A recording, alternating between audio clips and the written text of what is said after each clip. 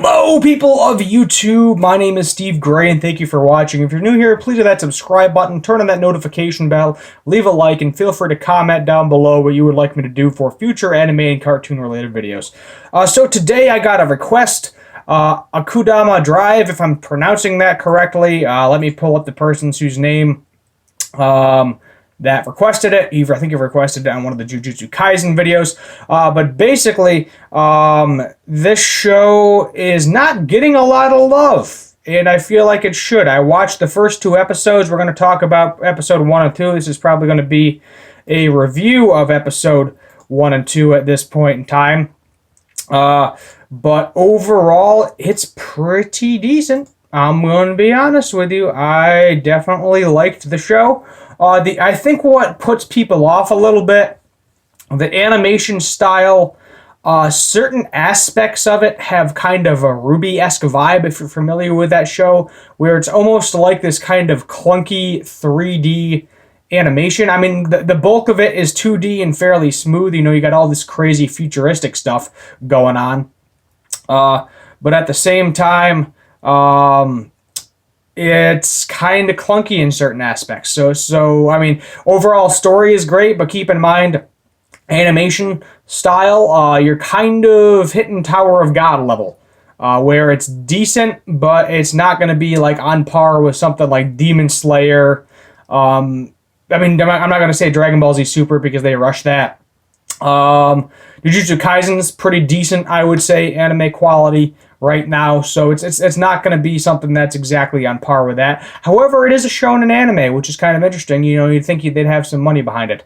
Unfortunately, the user's name, or fortunately, whichever you want to say, is in Japanese and or in Chinese characters, and I don't know how to read that. So yeah.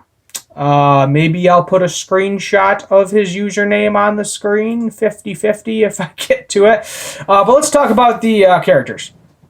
So we have the main character, which is this girl who's like chasing cats in the first episode.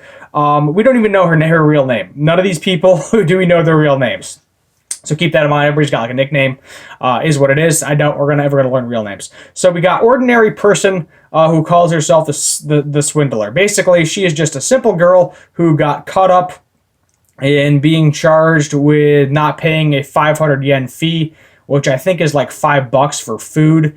Basically, the situation was the courier, who is skilled at delivering packages, dude that rides a motorcycle, he has basically went to go get food at this certain place. The girl followed the cat that was following him because the cats, spoiler alert, are robots. A couple of cats are robots that she ends up saving by some sort of mastermind person that's behind them, that's having all of these Akudama people, which I think it basically just means like criminals or high-ranking criminals, if you're curious what that means. Something it's got to mean something along those lines, because that's what all of them are, high-ranking criminals with almost 1,000 years due to go to jail for, basically be executed for.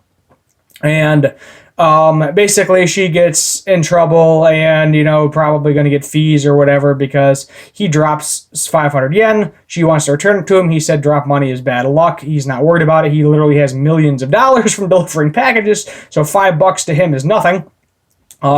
She only has credit cards because it's the future, so who the heck is looking for cash in, you know, massive future society where basically it's like some back alley shop. So she called the police. Police robot showed up, came and basically arrested her, and she's like a minor, you know, misdemeanor crime. And she tricks everybody else into thinking that she hacked the system in order to basically give herself a 0-year sentence and not be on anyone's radar. So who knows? So Courier, yet again, basically I just said he's got a pistol, he's got the motorcycle, cool dude, he's probably one of the main characters. First one we see of the Akudama. Next one we got is Brawler.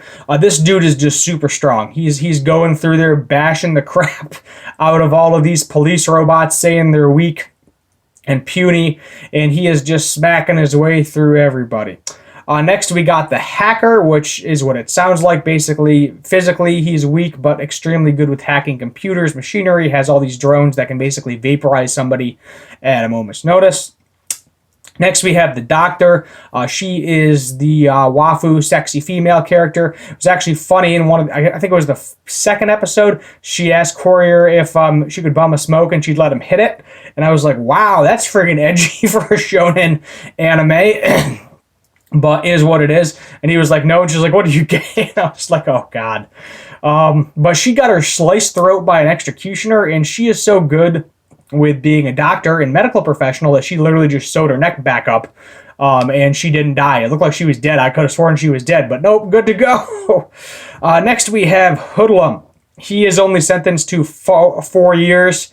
Basically, when they were trying to free Cutthroat, he got freed as well, and he has tricked, he tricked Brawler into thinking he had a bunch of, he had like 1 million years and he was going to be executed. They only put him in the basement of the police station for a reason. In reality, he did like a heist or something, something stupid that was only like 4 years. Maybe he committed tax fraud. Next, we have Cutthroat. That was the one that was set to be executed. Apparently, he was in death row for beheading 1,000 victims until he was freed by the other Akudama. He is obsessed with the color red, especially with blood involved. The team found him as the most difficult character to write. He is definitely a weirdo. He actually likes Swindler, likes her. Not sure why, but he just goes around with a knife and wants to kill people. That's his whole character. Black Cat, that is the robot that we got as well. Basically, it's just a speaker. Don't know where they're coming from. They are apparently they are a better hacker than hacker, which is interesting. And that's basically the gist of that character. They gave everybody like 100 million yen, which I think is like the equivalent of $1 million. I could be wrong here. Maybe it's 100,000. It was a large sum of money. You see 100 million anywhere, decent sum of money, no matter what it is. And basically, everybody got 100 million to free Cutthroat. And then what happened after that was basically the cat put all these bomb necklaces on everybody's throats and killed, I think it was like a security guard or something, in order to show that basically they're in charge. They can kill you at a moment's notice. And it's basically just a security measure because they don't want anybody to know about their business. Next, we have they got the education master and the education pupil, and they are what they are. Basically, they go around and kill Akudama in order to stop them from killing other people. So they are basically like super strong police force people, though they are both still alive. Pretty much everybody's still alive, minus like a lot of police and the police commissioner. So basically, there is like a train or something between Kanto and Kansai regions. They initially caused the world to split apart, and then they ended up becoming kind of together. Kansai became a vassal state of Kanto. However, the power of the government and the police is rewarding. Crime is widespread. Criminals are called Akudama.